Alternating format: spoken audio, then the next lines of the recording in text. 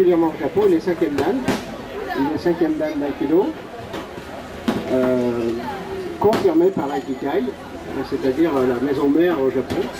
D'accord. Alors l'aïkido répond à une agression systématiquement. Hein. C'est un art martial qui veut neutraliser un conflit, mais sans y mettre de violence. Du reste, il y a des projections et des immobilisations. Évidemment, là, je pense, voilà, il y a une immobilisation qui est à la clé, c'est le cas de le dire. Oui. Ici, les projections, bien sûr. Mais bon, pour une démonstration, l'accent va être plus mis sur les projections que sur les immobilisations qui sont Et encore que c'est voilà. sur le coude, alors que nous, ce serait plutôt sur l'épaule. Mais il peut y avoir une prolifération de façon de saisir, d'attaquer, soit par saisie à une main, etc., projection, reprojection, attaque au poing, en sabre, etc. Et d'accord. Alors, il y a un truc là qui m'intrigue beaucoup, c'est que c'est hyper fluide.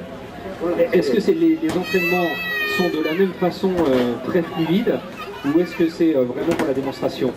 Et est-ce que vous travaillez sur des séries d'enchaînements? Bien sûr, mais c'est surtout le niveau de l'exécutant. C'est le niveau d'exécutant qui rend le travail fluide. D'accord. La recherche, si vous voyez des champions de ski, ils vont être très à l'aise, très fluides, et du temps, etc. Et donc il y a un temps entre et là, parmi les candidats, par exemple Martine, qui donne des cours dans les écoles aussi, d'Aikido, et deuxième dan,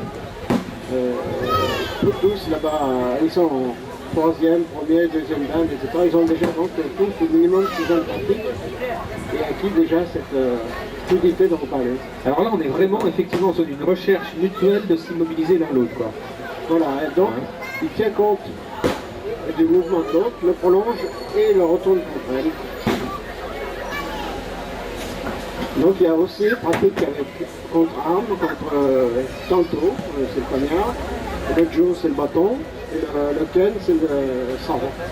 D'accord. Ce soir on fera que tanto, sachant que on est toujours à la merci d'un tapis qui glisse ou quelque chose comme ça. Ouais.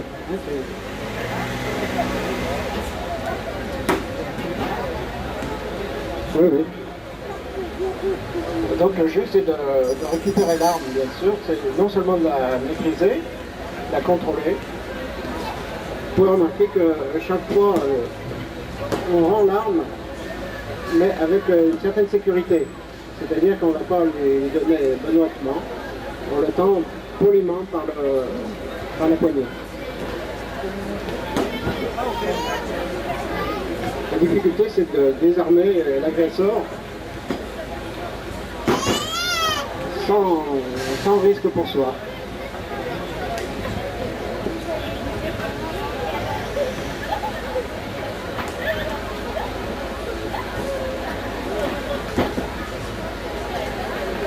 C'est autant de techniques qui sont demandées pour les passages de dames, pour les ceintures noires, pour les deuxième, troisième, etc.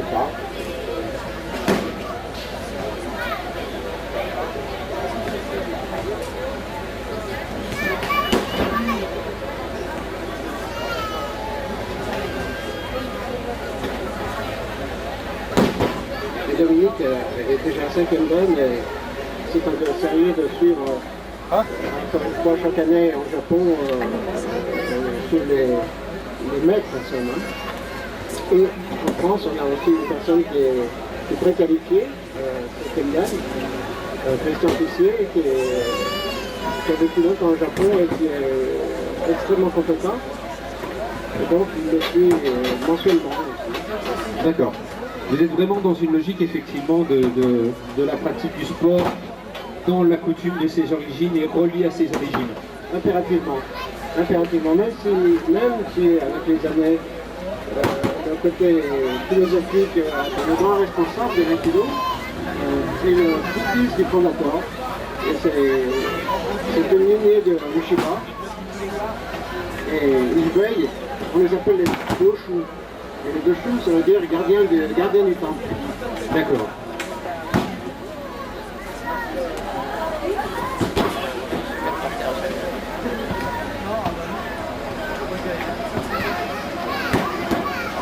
Donc il y a une question de timing, c'est comme un peu en karaté aussi. Hein,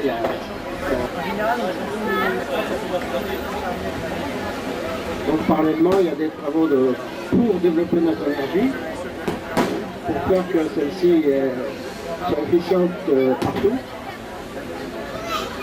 Donc on appelle ça la Kokyo.